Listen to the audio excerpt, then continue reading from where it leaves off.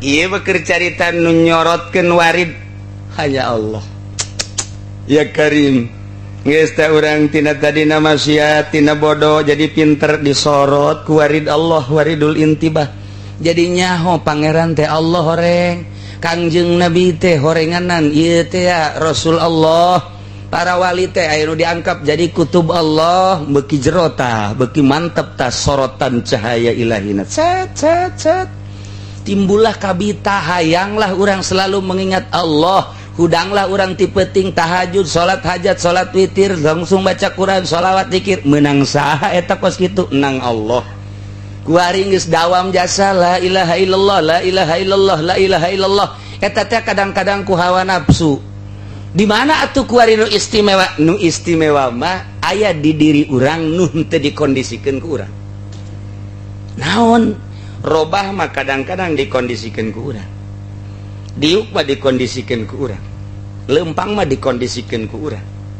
urang bareng ka ditu dikondisikan ku urang naik sepeda naik motor naik mobil kadang dikondisikan ku urang jauh teh ka Allah mun masih kundasa kondisi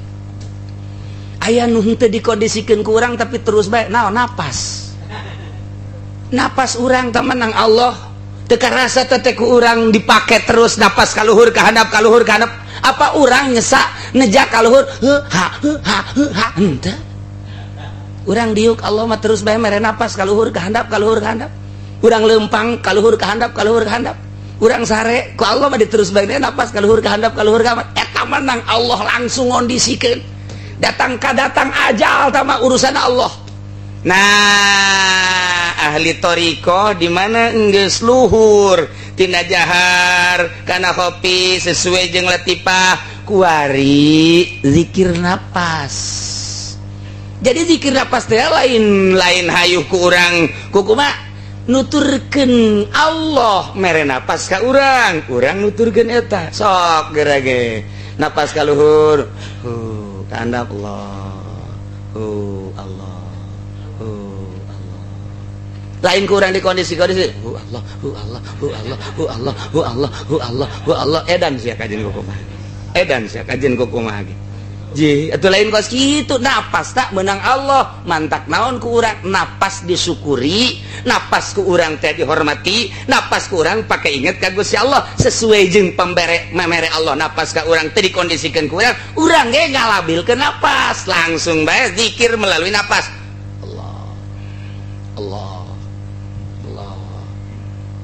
aya cara-carana khusus kicep apa kurang dikondisikan henteu urang kicep aing kicep ya kuari itu bukan ya Allah anu ngicepkeun loba hal-hal anu langsung ti Allah ku urang kurang dihormati nu mantak ieu nikmat kicep luar biasa ge tapi ku urang henteu diinget ieu nikmat kicep tadi nikmat napas geus pohara jasa tuh ku urang eta napas menang Allah teh kok kurang dipake ke hotel dipake ke nightclub dipake ngabonceng rang dan ngora lain ya Allah ya Allah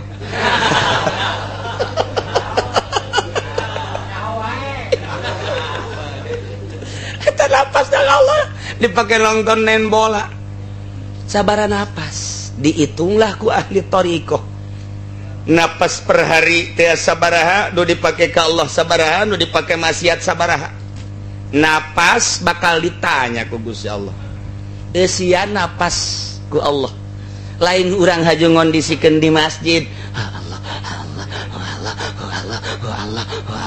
Allah digerokeun urang mang ka dieu Allah enak Allah ye ieu udah kudu kagrogolkeun atuh mah geus lamun urusanna napas aturun nu bergerak kadang sungut mengobrol tapi ruh terus bae sesuai jeung napas kok bisa pan geus latihan moal didatangkeun ka dinya tuh ku guru lamun henteu nete taraje atuh pan ti awal heula 1 2 3 naik wari atuh geus bisa nyana ngobrol ka mana tapi lo jerona napas Allah napas pa dikondisina ku Allah dieusian ku urang coba orang coba datang ke modar sia guruan moal bisa kajian kumaha moal bisa tuh guruan atau guruan mah eta kos kitu kayu cek pamajikan abah sia ti kelekep tah naon tah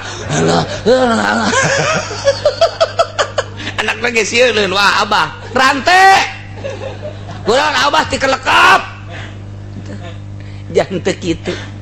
dia ahli-ahli torekat atau biasa bae urang lamun neuleuh Habib Lutfi ahli torikoh ya kepala ketua torikoh di Indonesia nya geus 2 periode nya lamun zarah ka mana bae tilok hadiah zarah urang ila hadratin Allah Fatihah ilok Habib Lutfi mah datang keluar Batang batur zarah nya ngopi wah ya udah pulang jarah ke Kampung Bandan di luar wah seri-seri balik jarah ke mana banyak kos gitu geus jana mah nyambung ruh pan wali batu maut jasa najan henteu kadinya gitu nya mah nyambung ieu ahli Allah mah nu mantap kabelah dia keuna mah ahli Allah geus embung ka mana ka Mekah ge embung mantap kasih diturutan atuh woi kiai itu mah embungeun ka Mekah sasar tama kiai nu bener disasar-sasar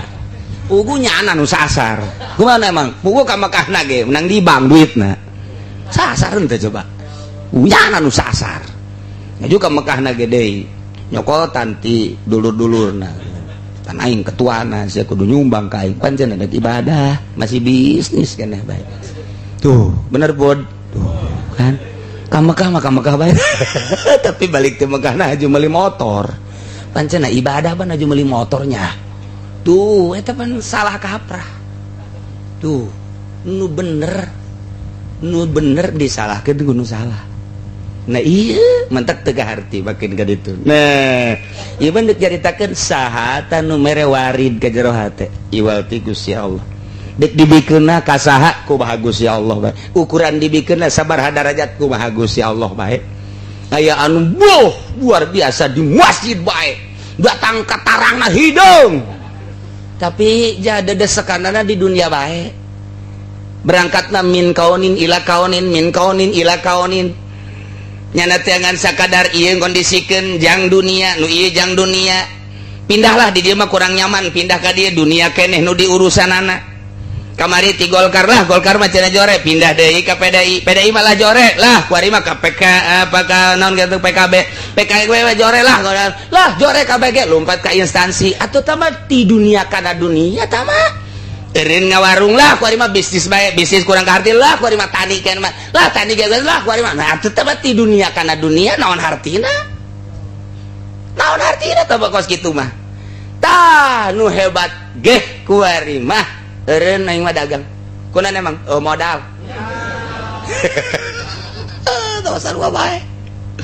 eureun dagang eureun tani eureun segala rupa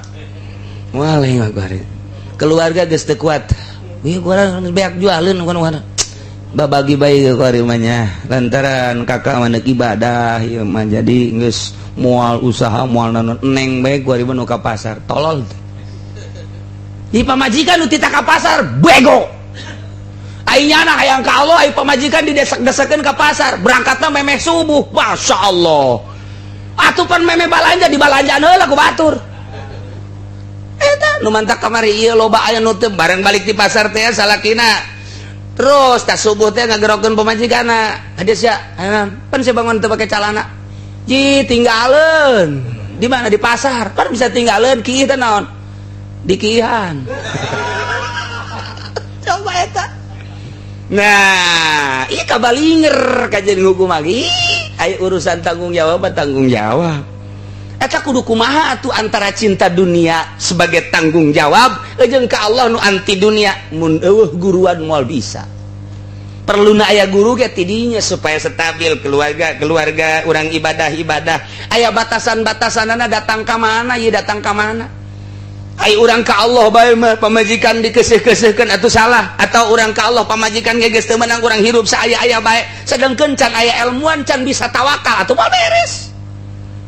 mal beres jis kudu make ilmu aya carana bagi anu hayang ngusul ka Gusti Allah boga anak pamajikan kumaha carana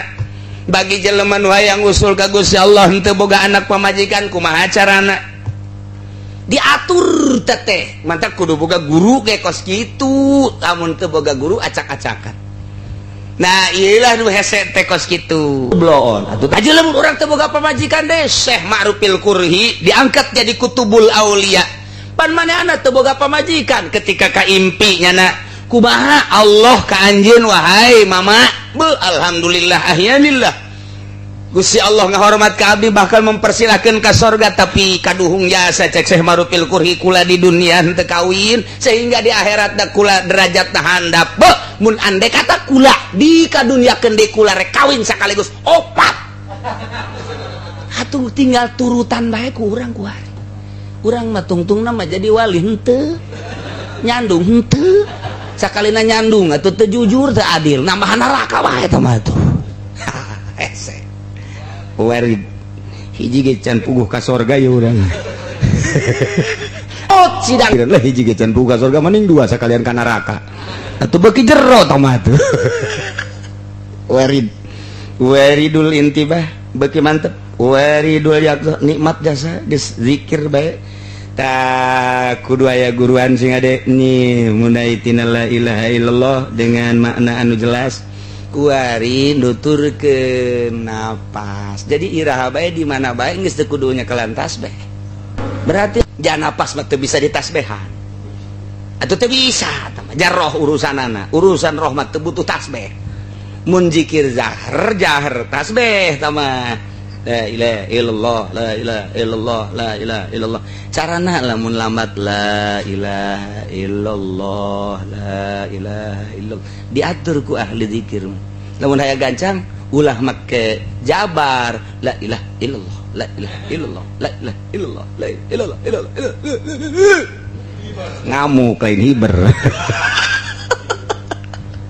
aya cara guys lamun anu boga guru mah ngeunaheun bae oh kos kitu ieu mah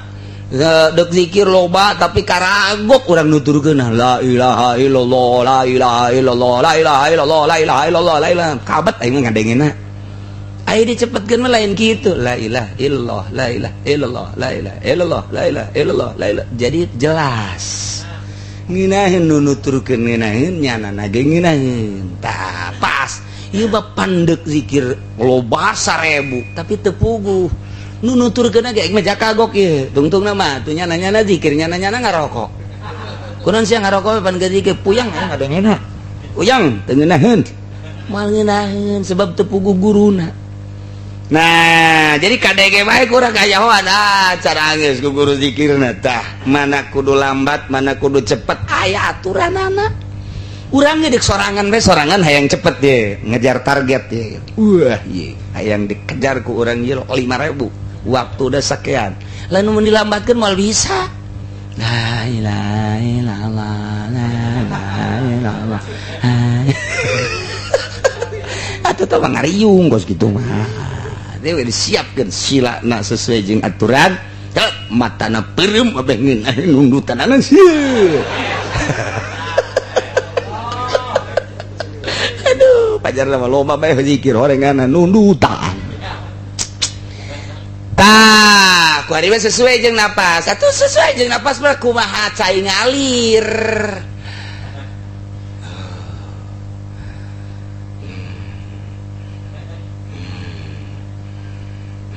cak lu disisieun urang menek